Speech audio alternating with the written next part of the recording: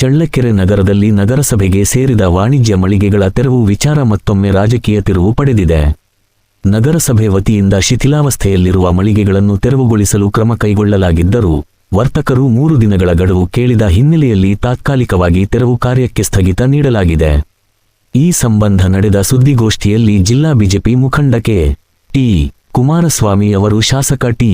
ರಘುಮೂರ್ತಿ ವಿರುದ್ಧ ತೀವ್ರ ಆಕ್ರೋಶ ವ್ಯಕ್ತಪಡಿಸಿದರು. ವರ್ತಕರ ಸಮಸ್ಯೆಗಳನ್ನು ಸರಿಯಾಗಿ ಪರಿಗಣಿಸದೆ ಏಕಪಕ್ಷೀಯವಾಗಿ ಕ್ರಮ ಕೈಗೊಳ್ಳಲಾಗುತ್ತಿದೆ ಎಂದು ಅವರು ಆರೋಪಿಸಿದರು.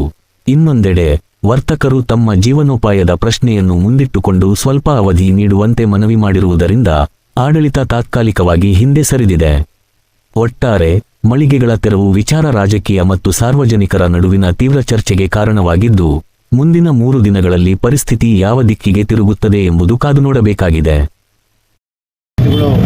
ವರ್ತಕರ ಕಡೆಯಿಂದ ಮತ್ತು ಏನೋ ಜನಸಾಮಾನ್ಯರ ಕಡೆಯಿಂದ ತಪ್ಪೆಲ್ಲ ತಿಳಿದಿದೆ.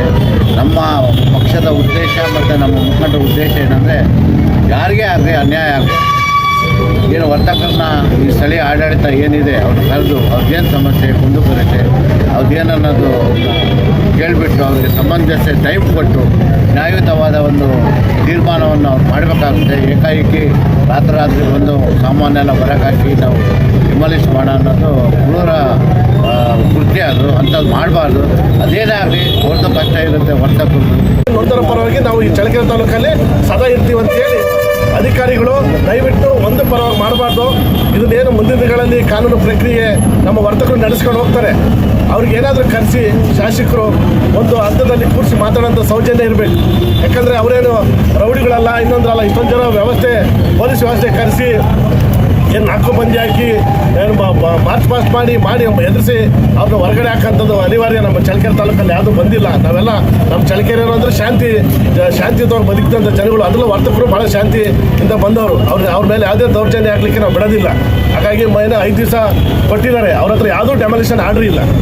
ಡೆಮಾಲಿಷನ್ ಆರ್ಡ್ರ್ ಇದ್ದರೆ ಬಂದು ತೋರಿಸಲಿ. ಮತ್ತು ಯಾವುದೇ ಡೆಮಾಲಿಷನ್ ಆರ್ಡ್ರಿಗೆ ಹೋಗ್ಬೇಕಂದ್ರೆ ಸಮೇತನೂ ಅದು ಬಿಲ್ಡಿಂಗ್ ಟೆಸ್ಟ್ ಮಾಡ್ತಾರೆ. ಹೌದು, ಇದು ಡೆಮಾಲಿಷನ್ ಆಗಬೇಕು, ಇದಕ್ಕೆ ಇಷ್ಟು ಶಕ್ತಿಯನ್ನು, ನಿಮ್ಮ ದೌರ್ಜನ್ಯವನ್ನು ನೋಡಿ ಅವನನ್ನು ದುಡಿತಕ್ಕಂಥ ಜಾಗವನ್ನು ಬಿಟ್ಟು ಓಡೋಗ್ಬೇಕಾ? ಇದನ್ನ ಪ್ರೀತಿ ವಿಶ್ವಾಸದಲ್ಲಿ ಕರೆದು ವಿಶ್ವಾಸಕ್ಕೆ ತಗೊಂಡು ನೀವು ಅಭಿವೃದ್ಧಿ ಕೆಲಸಗಳು ಮಾಡಿ. ಮಾನ್ಯ ಶಾಸಕರೇ, ನಾವೇನು ನೀವು ಅಭಿವೃದ್ಧಿ ಕೆಲಸಕ್ಕೆ ಮಾಡಲಿಕ್ಕೆ ಇಲ್ಲಿ ಯಾವ ಚಳ್ಳಕೆರೆ ನಾಗರಿಕರು ಯಾರು ನಿಮ್ಮನ್ನು ಅಡ್ಡಿಪಡಿಸಲ್ಲ. ಆದರೆ ಮಾಡ್ತಕ್ಕಂಥ ರೀತಿ ನೀತಿಗಳಿರ್ತವೆ, ಕಾನೂನು ಚೌಕಟ್ಟುಗಳಿರ್ತವೆ. ನೀವು ಏಕಾಏಕಿ ಬಂದು ಬಿಲ್ಡಿಂಗ್ ಹೊಡಿತೀವಿ, ನಿಮ್ಮನ್ನು ಬೀದಿ ಪಾಲು ಮಾಡ್ತೀವಿ ಅಂದರೆ ಇಲ್ಲಿ ದಯಮಾಡಿ ಇಲ್ಲಿ ಯಾರು ಚಳ್ಳಕೆರೆ ನಗರದಲ್ಲಿರ್ತಕ್ಕಂಥ ಜನ ಭಾಳ ಸೌಮ್ಯ ಸ್ವಭಾವದವರು, ಶಾಂತಿಯುತವಾಗಿರ್ತಕ್ಕಂಥವ್ರು. ಆದರೆ ನಿಮ್ಮ ಈ ದೌರ್ಜನ್ಯನ, ದಬ್ಬಾಳಿಕೆಯನ್ನು ದಯಮಾಡಿ ನಿಲ್ಲಿಸಬೇಕಾಗ್ತದೆ. ಇದು ನಡೆಯೋದಿಲ್ಲ. ಇವತ್ತು ನಾವು ಕೇಳ್ತಕ್ಕಂಥದ್ದು ಇಷ್ಟೇ. ಇವತ್ತೇನು 250 ಜನ ಪೊಲೀಸರು ಬಂದಿದ್ದಾರಾ, ಚಳ್ಳಕೆರೆ ಕಮಿಷನರ್ ಏನು ಬಂದಿದ್ದಾರೆ, ಪೊಲೀಸ್ ಇಲಾಖೆಯಲ್ಲಿ ತಮ್ಮ ಹತ್ರ ಏನಿದೆ ದಾಖಲಾತಿ ದಯಮಾಡಿ ನಮಗೆ ಕೊಡಬೇಕು. ಚಳ್ಳಕೆರೆ ನಾಗರಿಕರಿಗೆ, ನಮ್ಮ ಪಕ್ಷದವ್ರಿಗೆ ಮಾಹಿತಿ ಕೊಡಿ ಸ್ವಾಮಿ. ನಿಮ್ಮ ಹತ್ರ ಡೆಮಾಲಿಷನ್ಗೆ ಬಂದಿದ್ದೀರಲ್ಲ, ಕಾನೂನು ಪ್ರಕಾರ ಬಂದಿದ್ದೀರ ನೀವು. ಶಾಸಕರು ದೊಡ್ಡ ಭಾಷಣಗಳು ಬಿಡ್ತಾರೆ, ದೊಡ್ಡ ಮಾತಾಡ್ತಾರೆ. ಸಂವಿಧಾನದ ಬಗ್ಗೆ ಅವ್ರಿಗೆ ಉಚಿತ ಅರಿವನ್ನ ಇದೆ.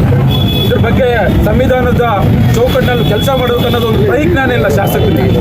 ಹಾಗಾಗಿ ದಯಮಾಡಿ ತಾವು ಯಾವ ಆಧಾರದ ಮೇಲೆ ಇವತ್ತು 250 ಜನ ಪೊಲೀಸರು ಬಂದಿದ್ದಾರೆ, ತಾವು ಏನು ದಾಖಲಾತಿಗಳಿದೆ ದಯಮಾಡಿ ಕೇಳ್ತಾ ಇದ್ದೀವಿ ನಾವು ನಾಗರಿಕರು. ದಯಮಾಡಿ ಶಾಸಕರು ಇವತ್ತನ್ನ ಬಾಯಿ ಬಿಟ್ಟು ಮಾತಾಡಬೇಕು. ದಯಮಾಡಿ ಮಾತಾಡಿ ಏನೇನು ಕಾನೂನಿನ ರೀತಿಯಲ್ಲಿ ತಾವು ಕ್ರಮ ಕೈಗೊಂಡಿದ್ದಾರೆ ದಯವಿಟ್ಟು